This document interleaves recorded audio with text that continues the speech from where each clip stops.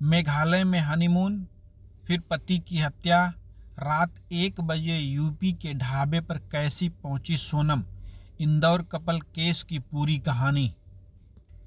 11 मई 2025 को राजा और सोनम की शादी हुई। हनीमून के लिए मेघालय पहुंचे, जहां वे लापता हो गए। बाद में राजा का शव खाई में मिला और पत्नी सोनम गायब थी। जांच में चौंकाने वाला खुलासा हुआ, सोनम ने ही अपने पति की हत्या करवाई थी। उसने गाजीपुर में सरेंडर कर दिया और पुलिस ने 3 अन्य आरोपी को भी गिरफ्तार कर लिया है। 11 मई को एक प्रेमी जोड़ा शादी के बंधन में बंधता है। दोनों हनीमून मनाने के लिए बेंगलुरु के रास्ते मेघालय गए, जहां अचानक दोनों का फोन बंद हो गया। कुछ दिन बाद पति की लाश मेघालय की खाई में मिली और पत्नी गायब थी। पत्नी की खोज शुरू हुई। दोनों के साथ क्या हुआ, कैसे हुआ, किसने किया, इन सवालों के जवाब कोई नहीं जानता था। मध्य प्रदेश से लेकर मेघालय तक पुलिस, परिवार समेत सियासी गलियारों में भी यह मामला सुर्खियां बटोरने लगा।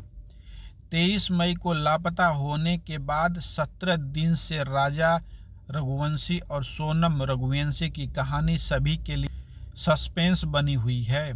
मगर अब इस केस में ऐसा खुलासा हुआ जिसने सभी के होश उड़ा दिए। राजा रघुवंशी की मर्डर मिस्ट्री के पीछे कोई और नहीं बल्कि खुद उनकी पत्नी सोनम का हाथ था। सोनम के इस प्लान में 3 अन्य लोगों ने उनकी मदद की है। पति को मौत के घाट उतारने के बाद सोनम उत्तर प्रदेश के गाजीपुर में मिली, जहां उसने खुद पुलिस के सामने सरेंडर कर दिया।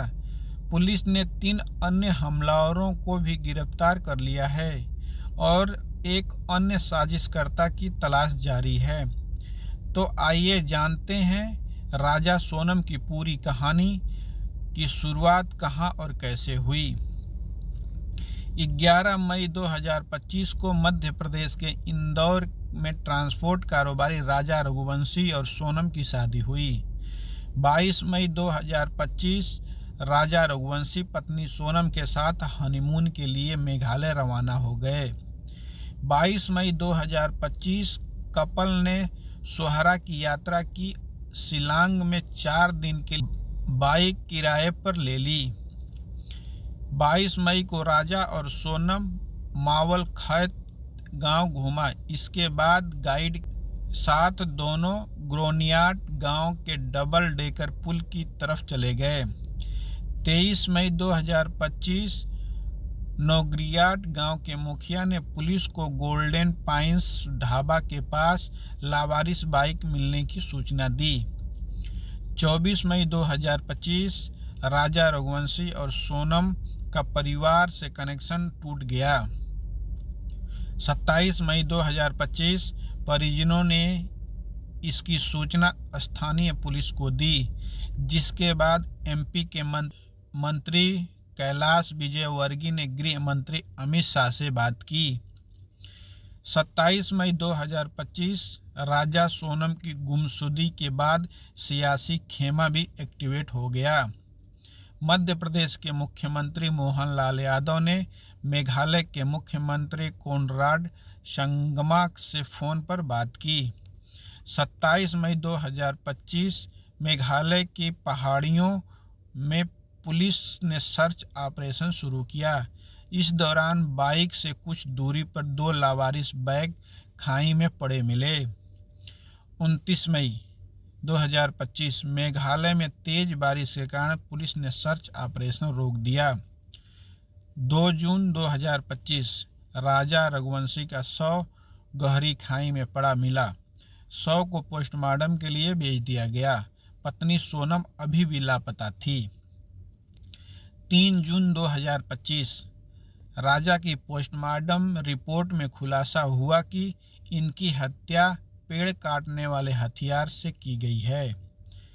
4 जून 2025 राजा रघुवंशी का शव इंदौर लाया गया। 5 जून 2025 शिलांग के होटल के रिसेप्शन से राजा और सोनम का सीसीटीवी फुटेज मिला। 7 जून 2025 शिलांग होटल के बाहर सीसीटीवी फुटेज मिला जिसमें राजा और सोनम को देखा गया था। पुलिस सोनम की तलाश कर रही थी। 9 मई 2025 यूपी के गाजीपुर में सोनम ने पुलिस के सामने अपना गुनाह कबूल लिया। मेघालय के टूरिस्ट गाइड का दावा था कि 23 मई को लापता होने से पहले राजा और सोनम के साथ 3 अज्ञात लोगों को देखा गया था। वहीं आज सोनम के साथ पुलिस ने 3 अन्य लोगों को गिरफ्तार कर लिया है। हालांकि यह 3 लोग कौन हैं, इन्होंने राजा को मारने में सोनम का साथ क्यों दिया, और सबसे बड़ा सवाल है कि सोनम ने आखिर पति राजा की हत्या की साजिश क्यों रची। इन सवालों पर अभी भी सस्पेंस बना हुआ है। मेघालय से 17 दिन से लापता सोनम गाजीपुर के नंदगंज में एक ढाबे पर बदहवास हालत में मिली। पुलिस अधीक्षक डॉक्टर इरज राजा ने बताया कि सोनम ने पहले अपने घर वालों को इसकी सूचना दी और उन्होंने स्थानीय पुलिस को सूचना दी। वहां की पुलिस से हमें पता चला। फिलहाल हमने उसे नंदगंज ढाबे से लाकर 1 स्टॉप सेंटर में रखा है और पूछताछ की जा रही है।